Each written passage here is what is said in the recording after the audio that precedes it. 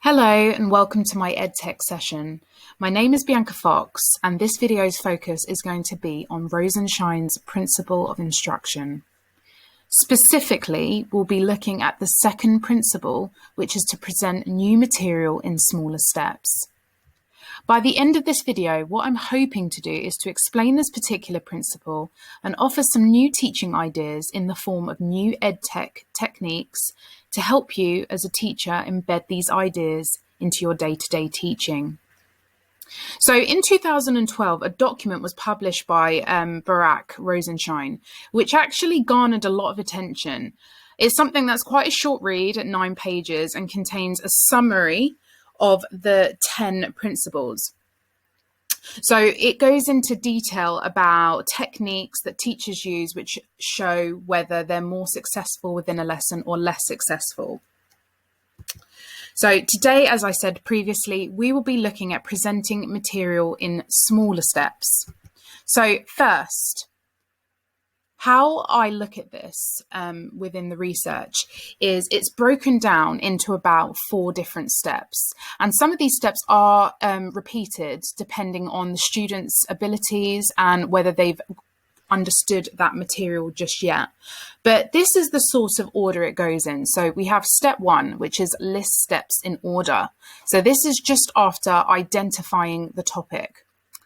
Then next step, we have identifying main ideas. Step 3, we have modeling. So the teacher to actually model directly to the students so they have a practical idea of how to complete that task. And lastly is students practice. Now, how I look at this in terms of EdTech is for step 1, listing steps in order. A good way of using EdTech would be brainstorming.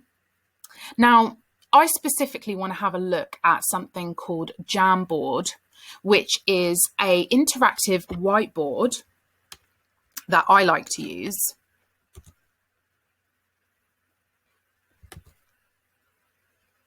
And I'm going to go into Google Chrome very quickly and show you actually the basics of how we get into it. So you need to be logged in. You just can go to your Google homepage.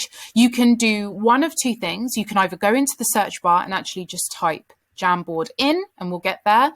Or we go to this waffle grid in the corner, click on it. And if it's not at the top, just scroll a little bit further down and you will come across an app here. So I'm just going to go straight into it. So this is something, as you can see, there's a few Jamboards that I've done before. But if I wanted to get to grips with it and just go straight in, what I would do is I would go down here and I would start a new jam. So once I've clicked on it, it's going to take me straight in. And what you'll see is something that's rather similar to a whiteboard. The only difference is this is digital, interactive, and it works in real time. So it's fantastic if you need to collaborate with students or students need to do group work. And there are a range of ways that this actually can be used. So I'm going to just have a look at a few features here. So it says here Untitled Jam. That's just purely because I've started up a new Jamboard. But if I actually go into that, I can change the name directly just there. So I can call it Jamboard 1 and it will just change.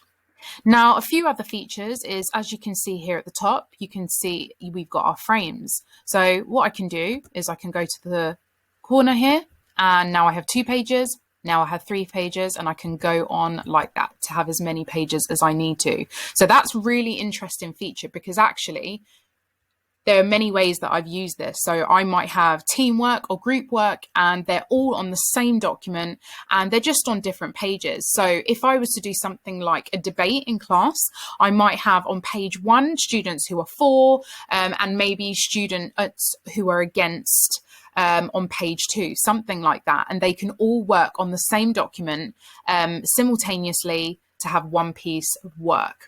Okay, so a few other features here. We can set a background. So this can be used in loads of different ways. We've got some sort of grid paper here, some dot paper, lined paper, And also a few important things up here. So we've got our more actions where it can be downloaded as a PDF. That's if maybe students have done something, maybe you want to show other classes, or they want it just as a reminder, something to stick in their books if we were actually learning in class. Or we can make a copy and students can actually put that directly into their work area so they can access it again.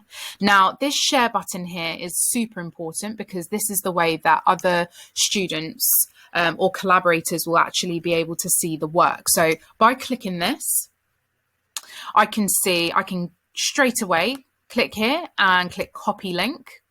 Now, I can now go straight into something like Google Classroom and post that link, and anybody who has access to it will be able to access the document. Another way is I can actually click and add groups on there.